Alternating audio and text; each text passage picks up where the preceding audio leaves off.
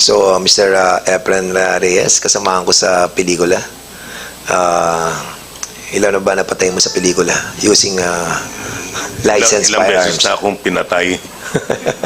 Good morning, Mr. Chairman and Your Honor. You are now recognized, Mr. Efren Reyes Jr. Go ahead. Thank you po. As a representative of Philippine Shooters and Match Officers Confederation headed by former TESDA Secretary Suharto Mangudadatu, former congressman too, I'm being the Vice President External of PSMOC. The position right now is I agree with mostly of all their resentments and with regards to the mga bills na they're trying to pass, and the position right now for PSMOC is the shooters. Ever since the enactment of the RA 10591, we have been what you call this disenfranchised. Nawala na po ang karapatan ng mga shooters with regards to permit to transport. Before, we were enjoying permit to transport na mga 6 months, even yung iba nga mga binibigyan pa ng 1 year na permit to transport to all firing ranges in the Philippines, for including practices and competitions. Ngayon, we are merely limited to 5 days for every competition. Wala pang hindi, kung magwa-practice ka, kailangan pang kumuha ng permit to transport ulit. Masyadong nalilimitahan yung galaw ng mga shooters natin, where in fact our shooters also represent the Philippines in world competitions. While limiting our practices and competitions, nahihirapan tayo sumali. But in fact, lately we have been champions in world shoot. Mr. Topacio, saan yun? 1, 2, 3, sila ang tatlong pan-Pilipinas lahat ang nanalo. Australasia ba? We are one of the best shooters in the world. If we restrict our shooters, baka bumaba tayo sa standing natin. Yun lang po ang request ng PSMOC for this time. Mr. Reyes, I would like to disagree with you. Wala pa naman itong mga batas na ito nung nanalo ng 1, 2, 3, di po ba? Wala pa naman eh. It's the present law kung bakit nanalo yung ating mga competitors na sinasabi mo. Why would you say na hindi naman nanalo kung ipapasa natin itong mga bills na ito? What is your basis? Nalilimitahan po yung ibang mga shooters natin. Hindi na natin. nalilimitahan nun. Nanalo na nga sila eh. Ikaw na mismo ang nagsabi eh. Opo, yung iba po, meron kang So, ibig mo sabihin, kailangan natin luwagan. Luwagan lang po natin ang Bakit po? Ha? Dahil nalilimitahan po yung mga competitors natin. It's limited by law. Bakit po natin luluwagan? What is your logic behind that? Kasi I cannot concur with your statement as a lawmaker. Because yung iba po, binibigyan lang po ng permit to carry na with 500 rounds. Nanalo na nga sila with that eh. Yes, sir. Why do you have to loosen the law? For you to win again? Or to maintain? Maintain lang po natin. Okay. Siguro yan. That's why I do not Ilagay lang agree po with your natin. point, Mr. Reyes. Kasi nga po, yung mga nakaraang mga chief PNP po, I'm not mentioning na, napunta po sa chief PNP ang pagbibigay ng permit to carry sa mga sport shooters, wherein we do not carry, we merely transport the firearms. Hindi. Ang point ko, Mr. Reyes, with the Opo. present law, nanalo na kayo ng 1, 2, 3. Yun ang sabi mo eh. Opo. Tapos ngayon, luluwagan para magkaroon kayo ng 5,000 na ammunition for one. Kasi limited to 500 according to the law. The 500 is for the transport of the firearm, of the ammunition to the range. Yes. Yung 5,000... That is not enough. The 500, usually po, 500 is kung minsan kinukulang pa ang shooters sa firing range for a competition. Yung PNP, do you agree with that? that 500 is not enough for practice? For one practice session?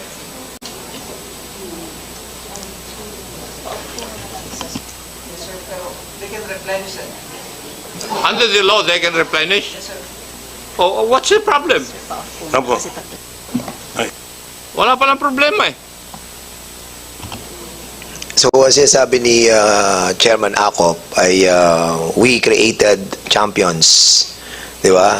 The best, no? Using the present law. And in this bill, increasing the amount of ammunition, no? Parang hindi natin nabibit yung purpose, di ba? Unless that we wanted to have more champions, no? In different categories. So probably that's the best answer. Yes, Mr. Chairman, we will just submit our position paper later. Alright. Kasi yun lang yung narrative po ni Chairman Acop that since we have already approved yung law and we created champions at mga magagaling sa buong mundo, palagay ko ay marami pa na maghahangad kung mas marami yung nagagamit nating mga ammunition during practices ng mga associations. Anyway, siguro, Chairman Acop, we will be discussing that thoroughly on the technical working group. Talagang medyo masalimuot tong isyong to. So, we will be proceeding to the next,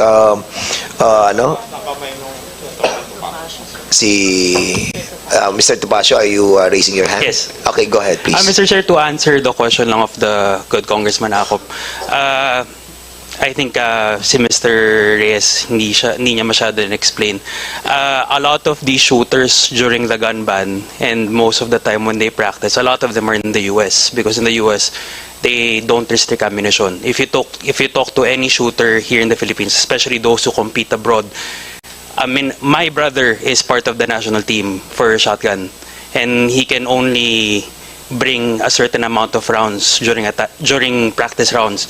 The minimum amount of ammunition, if you want to train competitively, if you want to go to the World Cup, if you want to join the Olympics or the SEA Games, is at least 1,000 to 1,500 rounds a day. And we are only being allowed, I believe, if you're a sport shooter, 500. And during that time, Mr. Chair, even if you replenish, it takes probably a week at most to get a permit to transport. Whereas if you're a competitive shooter and you're representing the Philippines, you would need to practice almost every day if possible. So I think that is the reason why these proposed amendments are being kaya siya linalatag po sa inyo, Mr. Chair. It's not only to allow yung amount of ammunition to be owned, but also most of the reason is because sport shooters really need to practice with a lot of ammunition. And bear in mind po, Mr. Chair, with the increase of ammunition na pinopropose po dito sa House Bill, from what we understand, this does not only include the civilians. Because as gun stores po, whenever we sell ammunition, even to law enforcement, may it be the PNP, NBI, PDEA, AFP, when they buy ammunition in their personal capacity, we can only sell them 50 rounds. Okay. That's understandable. Now, Mr. Chair. before, sige, Congressman Acop, then Congressman Plato. Kasi yun lang ang provided for by law and you have to abide by that. Di ba? That is what the law says. Otherwise, criminal cases will be filed against you Yes. if you violate that. Yes. That's why we support the amendment nga po, Mr. Congressman. Thank you po. Alright, so we will be, medyo umiinit na ang ating discussion and that's the reason why we need to create a technical working group on this matter. Kasi Mr. Chair. medyo contentious yan. Pero because we have an existing law and we have to follow it, and that's the reason why meron tayong amendments na gagawin natin. But, of course, it Mr. will be also debatable on the technical working group. Congressman Plato, go ahead. Mr. Chair, thank you, Mr. Chair. Ito lang question ko, I would like to direct Mr. Chair sa mga gun owners, itong mga gun clubs. Mr. Chair, yung bang Mr. Reyes, meron ba kayong mga, tuloy ba, yung mga continuing seminar tungkol dito sa mga, kasi nangyayari dito sa umpisa lang ang seminar. May lisensya 5 or 10 years ang license ngayon, dapat siguro may continuing para sa mga storage practices, yung mga tungkol sa updated laws and regulations, at saka yung mga conflict resolution techniques and responsible handling of firearms in various situations. Meron ba tayong ginagawang seminar o doon lang sa umpisa? Sa umpisa lang ba? Meron naman po mga gun ownership na na mga nagpapa-seminar. Sino ba yung mga nagpapa-seminar sa responsible gun ownership? Merong isang group na kina 5-0 ba? Yeah, unfortunately 5-0 is not here to what do they call the group?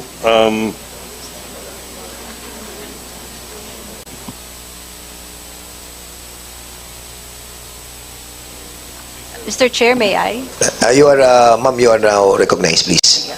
Sir, before one can get a license to own and possess firearm, they have to go through a gun safety seminar. Yeah, of course. However, along the way, many of the firearm dealers and those also who conduct shooting ranges have classes very often, which the enthusiasts are free to join, whether they want to learn more about how to properly shoot or more also on proper maintenance and law, following the law regarding the firearms and ammunition that they have. Okay, thank you, Sir Chair.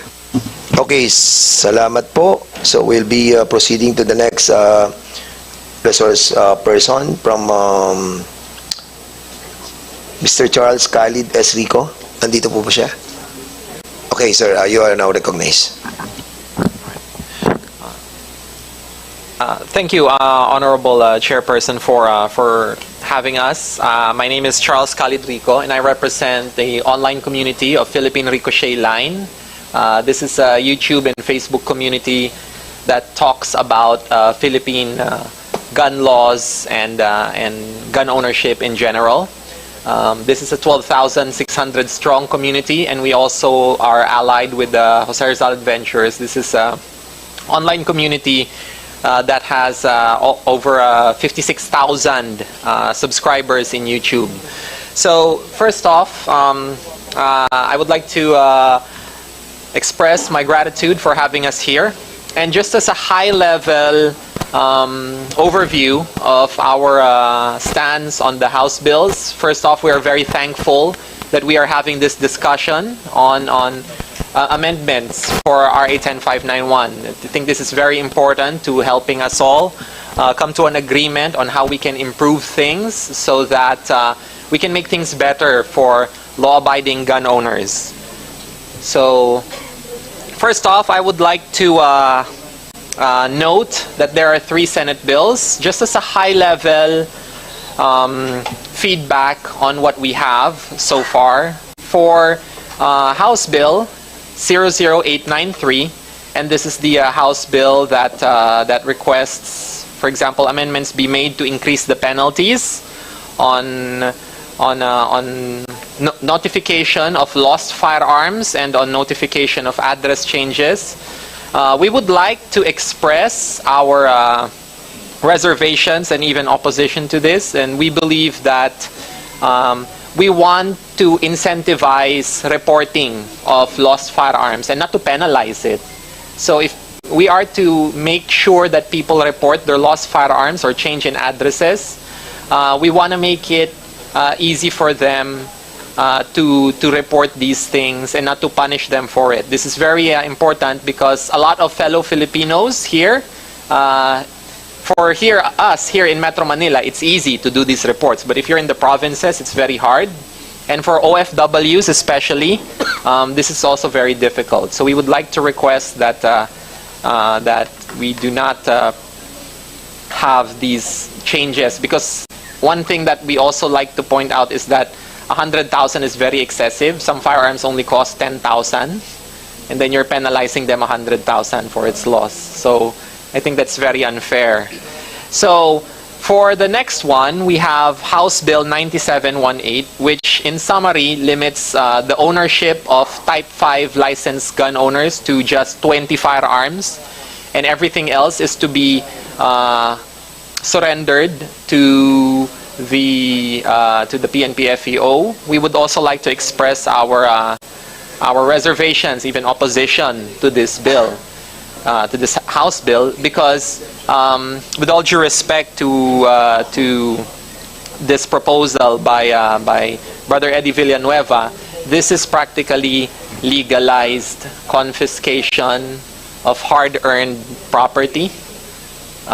This is, well, pardon the term, legalized theft, and would be very unfair to people who own more than 20 firearms for you to just simply surrender it to authorities without any compensation whatsoever. I think that if we are to ever require something like that, there should be compensation at the very least, but even so, if that is the case, where are we going to get the budget for it? I would rather have that budget be spent on infrastructure and healthcare and education rather than on buying properties in excess of 20 firearms. You know, firearms owned by people who own more than 20 firearms. So I think this is unfair to Type 5 license owners. Another thing is that we would like to express our opposition as well to the requirement that we only limit firearms ownership to 50 rounds. This is also unfair to a lot of people who live in the provinces because they have to travel very far just to get 50 rounds. And you're going to go through those 50 rounds in a day, especially if nakatira ka, for example, sa Batanes, ano? If you live in the faraway islands, you're gonna spend a lot of time and money just getting 50 rounds, and then you're gonna spend that very quickly, and you have to come back again and have to get the requisite paperwork for that, which is the PTTFA for each purchase of firearm, which is a big hassle to gun owners. Finally, for House Bill 11141 by Honorable Representative Dan Fernandez, we would like to express our full support to every part of this. This is very helpful to gun owners, and we have already submitted our 3 position papers on each House bill, and we will be more than happy to discuss this in detail in future hearings. So for that, I would like to thank you, Honorable Dan Fernandez, for this House bill. It's very helpful. Okay, thank you so much, So there you Mr. Rico. You have submitted to us your position paper. Okay, so we'll be distributing that to the members of this committee, and especially to the members of the technical working group that will be created in a while.